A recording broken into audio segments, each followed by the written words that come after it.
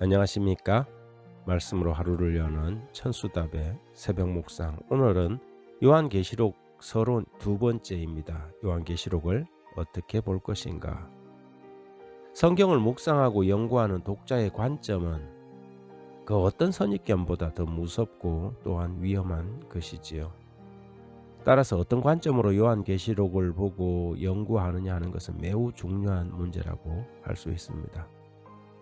예로부터 많은 사람들은 요한계시록을 다양한 관점에서 접근했습니다. 어떤 이들은 잘못된 길로 들어서서 요한계시록의 숲속에 들어갔다가 길을 잃고 헤매다 늪에 빠진 사람들도 많았고, 즉흥적으로 풀다가 나중에 영 엉뚱한 결론에 도달해버린 사람도 수없이 있었지요.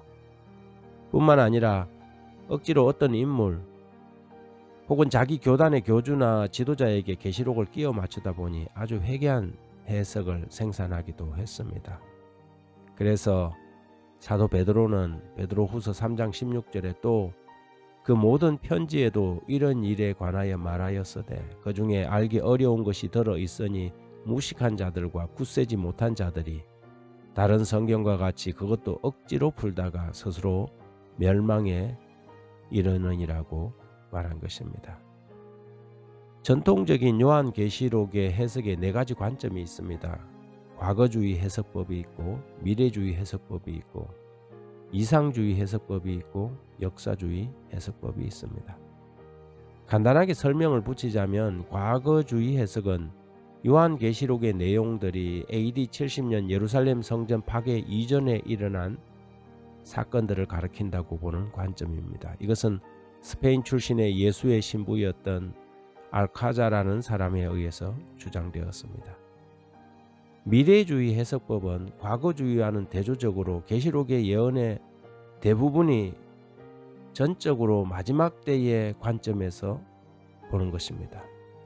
따라서 미래주의는 계시록의 대부분이 아직 일어나지 않는 사건이며 예수님의 재림 직전에 벌어질 사건으로 보지요. 이 해석도 스페인 출신의 예수의 사제였던 프란시스코 리베라라는 사람에 의해서 주장되었습니다.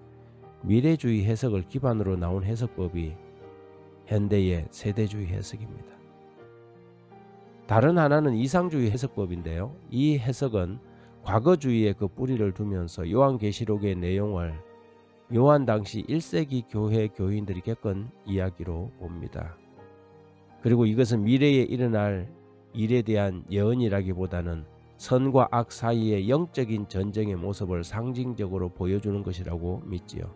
따라서 계시록이 각 시대 그리스도인들에게 영적인 교훈을 주기는 하지만 실제적으로 벌어질 예언적 계시라고는 보지 않는다는 것입니다. 반면에 대부분의 종교개혁자들이 따랐던 해석은 역사주의 해석이었습니다. 역사주의 해석은 요한계시록의 예언이 1세기부터 마지막 시대 예수님의 재림 때까지의 역사를 보여준다고 주장하지요. 계시록의 내용이 역사의 흐름 속에서 어떤 것은 과거에 이미 성취된 예언이며 어떤 것들은 지금 진행되고 있고 어떤 예언들은 미래에 속한다고 말합니다. 그리고 그 역사 속에서 종교개혁자들은 적그리스도를 그 시대의 로마 카톨릭의 교황권이라고 주장했습니다. 말틴 루터나 그의 동료였던 개혁자 멜란히톤이나 프라하 총장으로 순교한 얀 후스나 카톨릭의 사제였던 사보라롤라나 스코틀랜드의 개혁자 존 녹스 그리고 장로교의 창시자 존 켈빈도 교황권을 그 시대의 적그리스도라고 규정하고 역사주의 관점에서 계시록을 이해했습니다.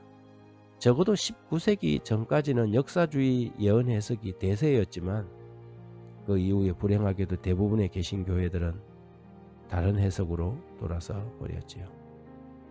요한계시록의 적그리스도가 교황권을 가리킨다는 그 지적을 피하기 위해 예수의 학자들을 내세워 다른 학설들을 만들어낸 가톨릭의 끈질긴 노력이 결실을 보기 시작한 것입니다. 지금 수많은 계시록 주석들을 살펴보면 한마디로 오리무중, 갈피를 잡지 못하고 짙은 안개 속을 방황하는 듯한 내용들로 가득 차 있습니다. 그렇다고 요한계시록을 묵상하면서 신학적인 문제를 저는 다루지 않을 것입니다. 다만 우리는 개혁자들의 유산인 역사주의 관점에서 계시록을 읽고 그 가운데서 우리에게 오늘 여기에 필요한 기별들을 묵상하고 적용하게 되겠지요. 요한계시록의 문을 열며 다시 한번 약속의 말씀을 되새겨 봅니다. 계시록 1장 3절에 이 예언의 말씀을 읽는 자와 듣는 자와 그 가운데 기록한 것을 지키는 자는 복이 있나니 때가 가까움이라. 하나님 아버지, 오늘 여기 우리에게 필요한 말씀을 주십시오. 우리의 삶을 변화시키고 영적인 개혁이 일어나며 부흥을 체험케 하는 따끈따끈한 살아있는 말씀, 그 말씀을 우리에게 내려 주십시오. 그래서 우리의 가슴이 뜨거워지고 처져 있던 우리의 어깨가 다시 들썩이며 어두웠던 눈은 새롭게 밝아지는 그런 말씀을 요한계시록을 묵상하는 동안 저희도 발견하게 해 주십시오. 예수님 이름으로 기도드립니다. 아멘.